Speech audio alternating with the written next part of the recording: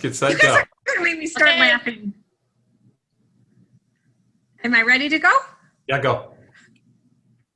Okay. Hi there, my name is Joellen Musial, and I am your child's English teacher this year. If we were at our back to school night, I would simply be highlighting a few of the things that we're going to be doing in 7th grade English and a few things that your kids are going to need to know to make them successful. In English class, the first thing that they have to have is our composition book. We do everything out of this composition book. We take all of our Cornell notes in it. It is the best resource your child will have for their quizzes, their tests, and their writing assessments. So if they haven't already started taking notes in this, you might want to ask them about that. We started our first set of Cornell notes today. And then the other thing that I wanted to point out was The Outsiders by S.E. Hinton. This is the only novel that we ask our students to purchase. The other novels that we read in 7th grade English, we provide the students with, but we do annotate directly in the book. We won't start this until the first week of October, so there's still plenty of time for that. The English curriculum is composed of 4 different components. Their grade is going to be made up of writing, language, reading, and speaking and listening. For their language score, we use an online program called No Red Ink. All of your kids have already signed on. You can ask to see their daily and weekly progress in that, so you'll always have an up-to-date status of where their scores are. And then all of their writing assessments, we encourage kids to continue to resubmit if they're not happy with their initial score. We know that writing is a work in progress. So that's something that we do throughout the entire year. And really, that's really about it. 7th grade English is all about getting to know, making claims, working on writing, and being able to provide information and evidence for whatever it is that they are writing. I'm going to pass it on to some of my other co-teachers. Hi, I am Mrs. Doherty, Kathy Doherty, and I teach social studies to your child. This year, my focus is to get them to really want to learn about the world around them. So our theme is thinking like a geographer, meaning we're going to learn about the earth and the people that are in it. They're also going to learn about their culture. And our other units are the Latin America, Africa, and Asia. Also, one of my focuses is that they have an open mind, attitude towards the other people, the differences of people, and the different lifestyles. That's so important for them. We also are going to piggyback on English and the claims, the evidence, back up everything that they are writing or talking about, that they know where they're getting their sources from, analyzing the sources. For some days, they also need a composition notebook. This is the one book they have to have. This will be, whether we're distant or not, okay? Because we will use this the rest of the year. We already set this up. We already have some notes. One of the other things we're going to be watching is CNN 10. It is geared towards students in middle school and high school, and it gives them a broader view of the world around them. If you have any questions, please feel free to email me at any time, except in the middle of the night. Okay, Deanne, here's to Ms. Ziegler. Hi, I'm your child's science teacher, and my name is Ms. Ziegler.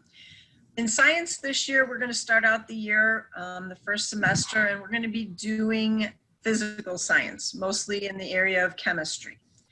Second semester, we're going to be moving on to biology and how the world around them works in the living area.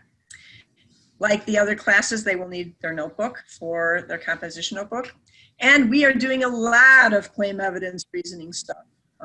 Just pretty much every lab we do is based on claim evidence reasoning.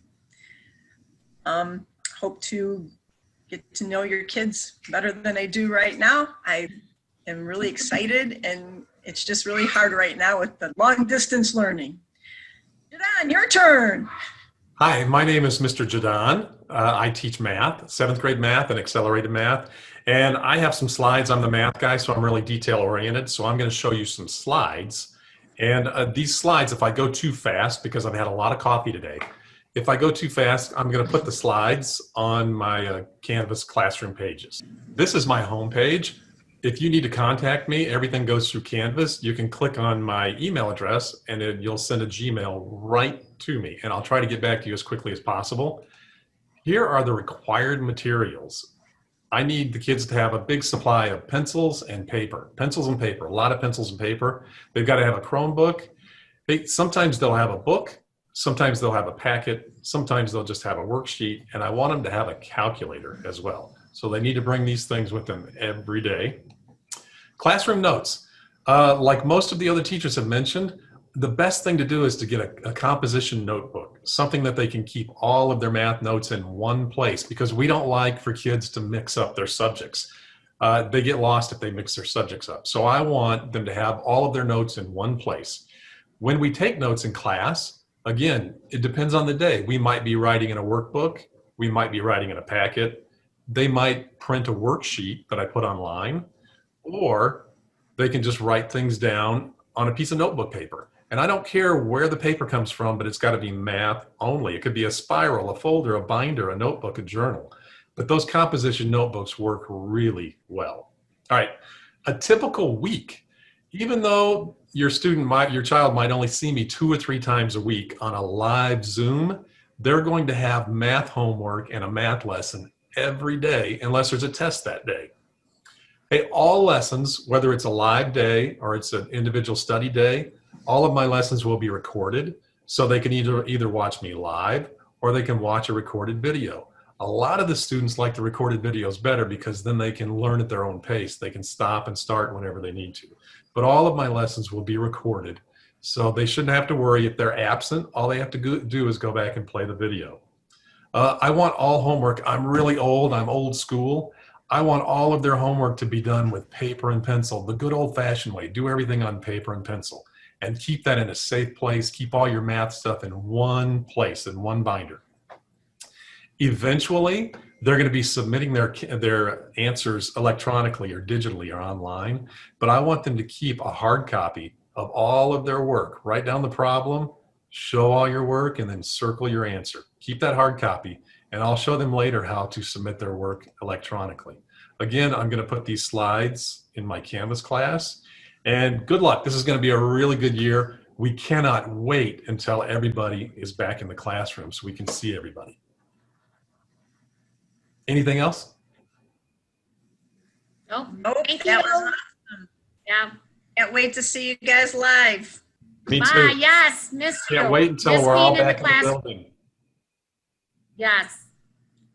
Okay. Did I you hope turn I'm it going to off? be able to hit this.